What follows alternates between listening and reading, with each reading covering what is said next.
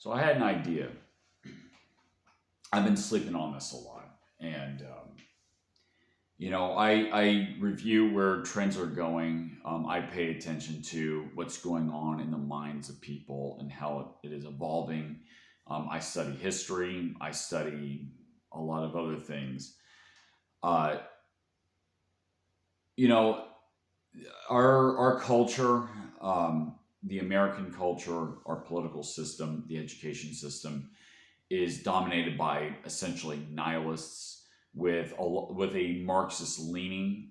You can see this at universities where people are politically correct, they're woke, they're equating things that shouldn't be equated. They're claiming, that they're striving for quote unquote equality, not of opportunity, but of result, regardless of how people perform. You could see this with,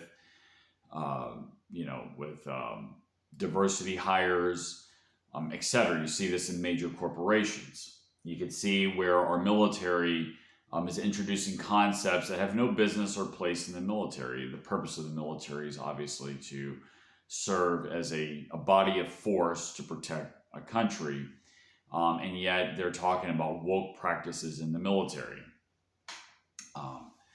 And you can see this. The elite, there's a strain of the elite, the nihilists, that by definition are unprincipled, or they espouse an ideology that is purposely unprincipled to dumb people down. They are principled in the fact that they are tyrants. They want more power for themselves. And the resistance to that has been from various aspects of American culture. Now, that resistance is not of the same ideology. There are people that are more libertarian, people who are more conservative. They are resisting this for various reasons. So I had the thought, I can see where things are going, and I can see that there's a big rebellion growing against this. There are small details of this. You could see this, for example, in Generation Z, which tended to vote a little more conservative than previous generations at their age.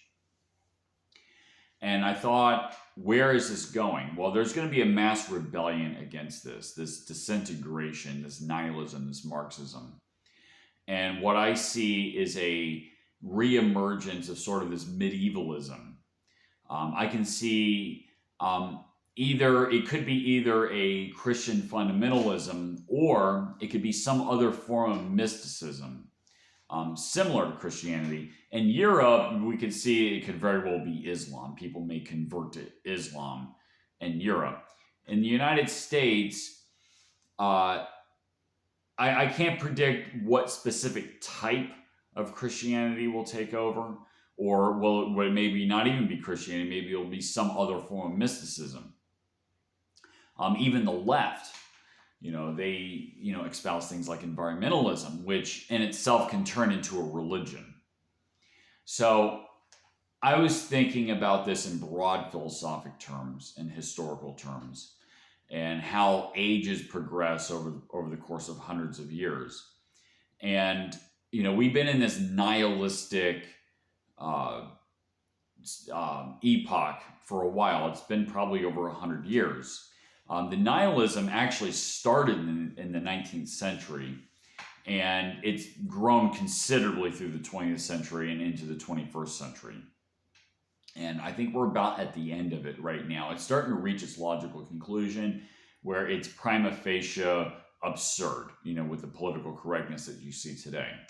The rebellion of this is some form of organized mysticism, which is not good, obviously. In itself is another form of tyranny. Now, again, I don't know exactly what kind of mysticism, but it's a mysticism that has learned from the nihilism, and I think the elite will pick up on this and will use this. The elitists may just switch sides. You may see some of these communist type people in the elite, the Marxists, the nihilists, whatever the elite in New York City, Washington, D.C., and in Silicon Valley and in Hollywood. It may switch over to, say, like some form of Christian fundamentalism that involves environmentalism, some type of a cult, like some kind of Christian cult or something like that, where it's this medieval type, sort of a Soviet Union type of religion, like this Soviet Union type tyranny, where they take over the popular culture through Hollywood, through Silicon Valley, through business and corporations, and they implement this tyranny, not just of political tyranny, but a tyranny of the mind as well, where it's anti-individual, anti-Renaissance. They will probably claim to be of the Renaissance. Well, they'll say, well, we're anti-woke. They're anti-liberal, but in fact, they're just as tyrannical as the left that you see today.